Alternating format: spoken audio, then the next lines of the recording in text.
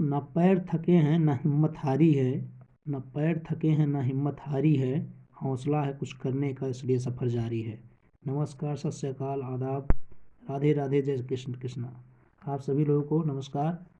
DElEd चतुर्थ semester 2025 में exam देने वाले बच्चों के लिए, सभी मित्रों के लिए मोस्ट इम्पॉर्टेंट राजन सीरीज है, जिसको पढ़ के आप निश्चित रूप से अपनी जो सफलता है इसको सुनिश्चित कर सकते हैं। तो आज हम स्टार्ट करते हैं लेटेस्ट वर्जन राजन सीरीज 2025 डीएलएड फोर्थ सेमेस्टर के लिए। ये सबसे लेटेस्ट वर्जन है। आप इसको पढ़ेंगे अपने ऑनलाइन प्लेटफॉर्म ऑफिशियल शिक्षा एक्सप्रेस पर। एक पहला वीडियो अपलोड हो चुका है लघु उत्तरीय प्रश्नों का। ये सेकेंड वीडियो है जिसमें हम क्वेश्चन नंबर 11 यानी 11 से शुरू करेंगे और इसके आगे तक करेंगे। तो चलिए, डीएलएड फोर्थ सेमेस्टर 2025 में पार्टिसिपेट करने वाले के लिए महत्वपूर्ण होगा। चलिए इसको प्रश्न को देखते हैं। सबसे पहले हम प्रश्न नंबर 11 को देखते हैं, क्योंकि 10 तक हो चुका है पिछले वीडियो में। लिखा है, मात्रा किसे कहते हैं, स्पष्ट कीजिए। व्यंजन में भिन्न भिन्न उच्चारणों के निमित्त उनके साथ स्वर जोड़े जाते हैं और लिखा है उस समय स्वर के बदले हुए रूप को मात्रा कहा जाता है। प्रत्येक स्वर की मात्रा इस प्रकार है, जैसे लिखा है स्वर आ ई उ री ए आए ओ आओ। मात्राएं क्या होती हैं आप ध्यान सकते हैं। छोटी आ की मात्रा है, ये छोटी की मात्रा होती है, बड़ी की मात्रा है। ऊ छोटा ऊ बड़ा ऊ, री ए आए ओ आओ, ये जो है मात्राएं हैं। नेक्स्ट क्वेश्चन है, क्वेश्चन नंबर 12 की बात करते हैं हम। तो व्यंजन से आप क्या समझते हैं, क्वेश्चन है, व्यंजन से आप क्या समझते हैं। जिन वर्णों का उच्चारण स्वरों की मदद के बिना नहीं हो पाता है वे वर्ण क्या होते हैं, व्यंजन होते हैं, कहलाते हैं। हिंदी वर्णमाला में कुल 33 व्यंजन हैं। ठीक, चलिए क्वेश्चन नंबर 12 हो चुका। अब नेक्स्ट क्वेश्चन देखते हैं जो प्रीवियस ईयर में आ चुके हैं और मोस्ट इम्पॉर्टेंट होते हैं। ठीक है, किसी भी एग्जाम के लिए जो प्रीवियस ईयर में क्वेश्चन आए रहते हैं। क्वेश्चन नंबर 13 की बात हम करते हैं। लिखा क्वेश्चन नंबर 13 क्या है, आप देख सकते हैं यहाँ पर। विषय और शैली के अनुसार निबंध के भेद बताइए। तो निबंध के भेद कितने होते हैं। पहला है विचारात्मक निबंध, विचारात्मक, भावात्मक, वर्णात्मक और विवरणात्मक। ये जो है निबंध के भेद होते हैं। 2021 में क्वेश्चन एक आ चुका है, इसको देखते हैं। क्वेश्चन नंबर 14 लिखा, संस्कृत भाषा के जो उच्चारण में दोष के 5 कारण बताइए। संस्कृत भाषा में जो उच्चारण में दोष होते हैं उसके 5 कारण को बताना है। 2021 में क्वेश्चन आ चुका है। पहला है उसमें अक्षरों एवं मात्राओं का स्पष्ट ज्ञान। दूसरा है उच्चारण अंगों में विकार के कारण वे संबद्ध ध्वनियों का सही उच्चारण नहीं कर पाते हैं। तीसरा है अक्षरों का स्पष्ट उच्चारण का ज्ञान नहीं होता है।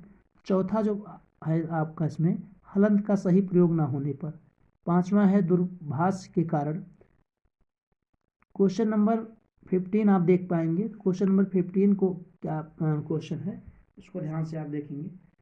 क्वेश्चन नंबर 15 का आता है, निम्नलिखित शब्दों का जो है संधि विच्छेद करना है। देखेंगे ये भी क्वेश्चन 2021 में आ चुका है।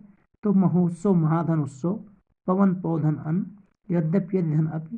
क्वेश्चन नंबर 16 अगर आप देखेंगे तो पाएंगे कि यात्रा वृत्तांत किसे कहते हैं। हिंदी की किसी एक यात्रा वृत्तांत का जो है नाम एवं उनके लेखक का जो है नाम बताइए। 2021 में आ चुका है क्वेश्चन। किसी स्थान में बाहर से आए व्यक्ति या व्यक्तियों के अनुभव के बारे में लिखे वृत्तांत को यात्रा वृत्तांत कहते हैं। यात्रा वृत्तांत का नाम जैसे है अरे यायावर रहेगा याद, इसके लेखक हैं अज्ञेय। क्वेश्चन नंबर 17 आप देखेंगे 17 लिखा है, नीचे लिखे नीतिपरक श्लोकों का अर्थ लिखिए। 2021 में आ गया है। अयः निज परो वेति गणना लघु चेत साम उदाचरितना तु वसुधै कुटुंबकम। इसका क्या मतलब है। इसका मतलब है यह मेरा है, यह पराया है। इस प्रकार की जो गणना क्षुद्र विचार वाले लोग करते हैं उदार चरित्र वाले मनुष्य के लिए, तो पृथ्वी जो है पूरी पृथ्वी ही कुटुंब अर्थात परिवार है। नेक्स्ट क्वेश्चन है 3 नंबर क्वेश्चन, निम्नलिखित शब्दों का हिंदी में अर्थ लिखिए। अभित, ध्रुव, स्व, संप्रताम। यानी अभित मतलब होता है दोनों ओर से, ध्रुव मतलब होता है अवश्य, स्व मतलब होता है आने वाला कल, और संप्रताप मतलब होता है अब। क्वेश्चन नंबर 19 की बात करते हैं हम। भाषा शिक्षण में वाचन के महत्व को स्पष्ट कीजिए। तो वाचन एक कला है और वाचन कला में निपुणता प्राप्त करने के लिए अभ्यास की नितांत आवश्यकता है। वाचन की योग्यता न रखने में व्यक्ति संसार की जो है सांस्कृतिक महानता में अपने अस्तित्व का आनंद नहीं ले सकता। जीवन चरित्र, इतिहास, काव्य, कहानियाँ, लेख, उपन्यास मनुष्य के लिए जिस उद्देश्य में लिखे जाते हैं उनका पूर्णतया आनंद और लाभ स्वयं पढ़कर ही उठाया जा सकता है। क्वेश्चन नंबर 20 देखेंगे। कक्षा में बच्चों के बैठने की व्यवस्था को ठीक करने के उद्देश्य से बेसिक अधिकारी को एक पत्र लिखिए। बेसिक शिक्षा अधिकारी आगरा यहाँ पर लिखा गया है, आप किसी भी जो है जिला पे लिख सकते हैं संबोधित करते हुए।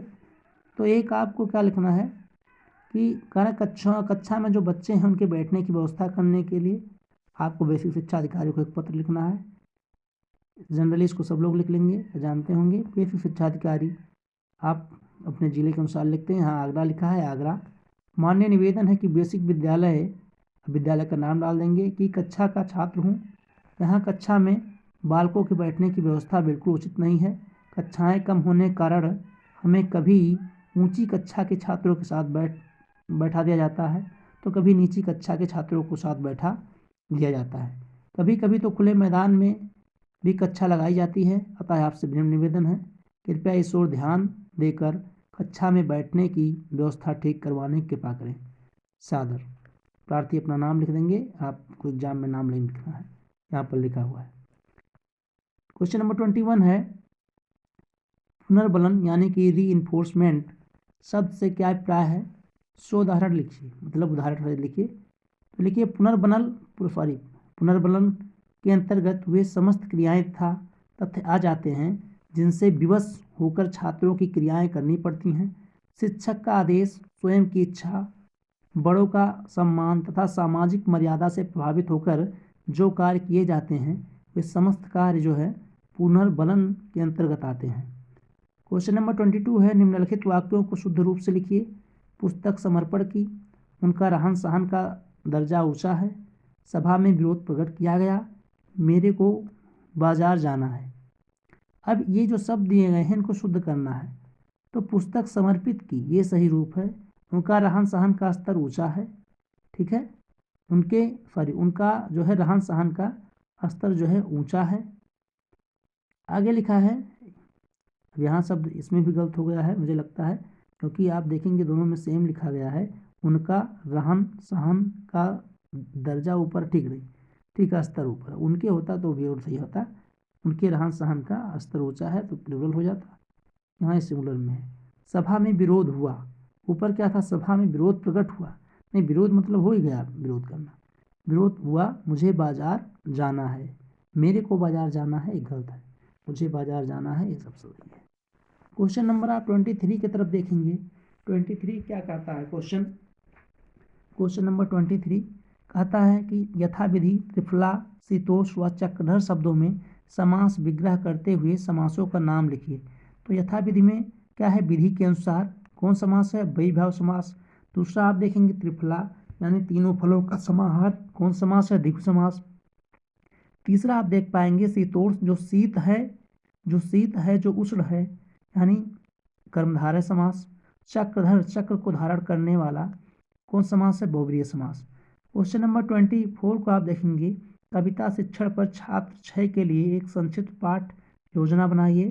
तो पाठ योजना बनाना आप पहले सीख चुके हैं अपने पढ़ाई के दौरान, उसको कर लेंगे, छात्र स्वयं बनाए। क्वेश्चन आया भी नहीं है इसलिए इसको छोड़ दिया गया यहाँ पर। क्वेश्चन नंबर 25 दिया गया है कि महादेवी वर्मा का साहित्यिक परिचय दीजिए। 2022 में क्वेश्चन आ चुका है, इंपॉर्टेंट है आपके लिए। साहित्य में महादेवी वर्मा का आविर्भाव उस समय हुआ जब खड़ी बोली का आकार परिष्कृत हो रहा था। उन्होंने हिंदी कविता को ब्रजभाषा की कोमलता दी, छंदों के नए दौर को गीतों का भंडार दिया और भारतीय दर्शन को वेदना की हार्दिक स्वीकृति दी। उन्होंने काव्य के साथ कहानियों, रेखाचित्रों, निबंध लिखे हैं उन्हें आधुनिक मीरा के नाम से भी पहचाना जाता है। रेखा चित्रों के माध्यम से महादेवी ने समाज जीवन के साथ भारतवर्ष की ग्रामीण जनता के दुख दर्द का चित्रण किया। नेक्स्ट क्वेश्चन है जीवनी एवं आत्मकथा में अंतर स्पष्ट कीजिए। क्या अंतर होता है? जीवनी एवं आत्मकथा 2022-2023 में आ चुका है क्वेश्चन। जीवनी में किसी महापुरुष या किसी व्यक्ति के जीवन की महत्वपूर्ण घटनाओं का वर्णन किया जाता है, जबकि आत्मकथा में लेखक स्वयं अपने जीवन के अनुभव का वर्णन करता है। जीवनी काल्पनिक हो सकती है, जबकि आत्मकथा केवल सत्य घटनाओं पर आधारित होती है। 27 नंबर क्वेश्चन देखेंगे, मोस्ट इंपॉर्टेंट है, 2022-23 में आ चुका है। छात्रों के लिए समाचार पत्र का नित्य पठन जो है क्यों आवश्यक है? हर छात्र जो है छात्र जीवन में से जो है नियमित रूप से समाचार पत्र पढ़ने से उन्हें कई जो है विधिक विषयों पर जागरूकता मिलती है, इसलिए ज़रूरी है। क्वेश्चन नंबर 28 देखेंगे, लिखा है अक्षिणो जीणो वित्तः वृत्तस्तु हतो हता। श्लोक का हिंदी में जो है अनुवाद देना है या भावार्थ लिखना है, 2022 में आ चुका है। यानी कह रहा है मनुष्य धन से छीड़ नहीं होने पर भी नष्ट नहीं होता, चरित्र से छीड़ होने पर जो है वह नष्ट हो जाता है, अर्थात चरित्र के जाने पर व्यक्ति के जीवन में कुछ नहीं बचता है। क्वेश्चन नंबर 29 देखेंगे, विद्यालय की तरफ से शैक्षिक भ्रमण पर जाने के लिए जो है अपने पिता को पत्र लिखिए। तो पिता को एक पत्र लिखना है कि आप शैक्षिक भ्रमण पर, मतलब जो आपको एजुकेशनल टूर जिसे कहते हैं, उस पर आप जा रहे हैं। तो गायत्री छात्रावास, गायत्री पब्लिक स्कूल आगरा, किसी भी आप नाम लिख सकते हैं, इसमें कोई ज़रूरी नहीं कि वही जो लिखा है आप लिखिए। आगे फिर लिखा है पूज्य पिताजी सादर चरण स्पर्श। पूज्य पिताजी आपका पत्र मिला, पत्र पढ़कर बहुत ही अच्छा लगा कि वहाँ पर सब कुशल मंगल है। पिताजी मेरे स्कूल के प्रधानाचार्य जी ने घोषणा की है कि वे सभी जो हैं सभी छात्रों को शैक्षिक भ्रमण हेतु ले जाएंगे। इसके लिए जो है उन्होंने देश की राजधानी दिल्ली को चुना है। उन्होंने बताया है कि हमारा भ्रमण ग्रीष्मकाल अवकाश में 15 जून को प्रस्थान करेगा और 20 जून को वापस लौट आएगा। मेरे सभी दोस्त और विद्यालय के सभी शिक्षक इस भ्रमण यात्रा पर जाने का निर्णय ले चुके हैं। मैं भी अपने दोस्तों के साथ दिल्ली के ऐतिहासिक स्थलों के दर्शन करना चाहता हूँ। आशा है आप मुझे इसके लिए अनुमति प्रदान करेंगे। पूज्य जो है माताजी को सादर चरण स्पर्श एवं छोटों को शुभ प्यार। ये पत्र था, हरिशंकर नाम है, हरिशंकर बाबू ने लिखा है पत्र।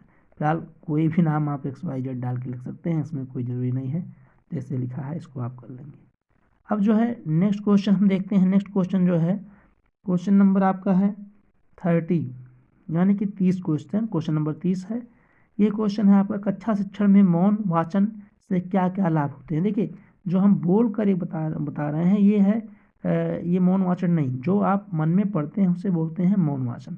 तो मौन वाचन के क्या लाभ हैं इसको बताना है। कक्षा शिक्षण में मौन वाचन के लाभ, पहला कक्षा में शोर नहीं होता, दूसरा है मौन वाचन से थकान कम होती है, तीसरा है मौन वाचन से समय की बचत होती है, चौथा है मौन वाचन द्वारा एक छात्र दूसरे छात्र के वाचन में बाधा उपस्थित नहीं करता है, पांचवा पॉइंट है सीखी हुई भाषा का अभ्यास करना। ठीक, 31 क्वेश्चन है, आप देख सकते हैं कि उच्च प्राथमिक स्तर के बालकों को शैक्षिक भ्रमण हेतु ले जाने वाले स्थानों पर प्रकाश डालिए। उच्च प्राथमिक स्तर के जो बच्चे हैं उनको शैक्षिक भ्रमण पर ले जाना है, उसके बारे में लिखना है। तो लिखा है उच्च प्राथमिक स्तर से के बालकों को शैक्षिक भ्रमण हेतु जाने वाले स्थानों में पुस्तकालय, इसमें शिक्षाप्रद पुस्तकों, छात्रों का ज्ञानवर्धन करना है। ऐतिहासिक इमारतों, इन इमारतों के माध्यम से छात्र अपनी ऐतिहासिक विरासत के बारे में जानकारी प्राप्त करते हैं। आगे क्वेश्चन नंबर 32 है, 32 को हम देख लेते हैं। लिखा छात्र शिक्षण में कविता पढ़ाते समय किन तथ्यों पर ध्यान देना चाहिए। लिखा है भाषा शिक्षण में कविता पढ़ाते समय निम्न तथ्यों पर ध्यान देना चाहिए। जैसे पहला तत्व है किसी कवि के भाव और शैली से छात्रों को परिचित कराना। दूसरा पॉइंट है छात्रों की कल्पना शक्ति तथा भाव की समीक्षा कर सकने की शक्ति का विकास करना। अपने शब्दों में कवि के भावों को व्यक्त करने की क्षमता पैदा करना। ये आपके क्वेश्चन हो गए। अब 33 नंबर क्वेश्चन से हम नेक्स्ट वीडियो में पढ़ेंगे, क्योंकि वीडियो लंबा हो जाएगा तो आपको दिक्कत थोड़ी होगी।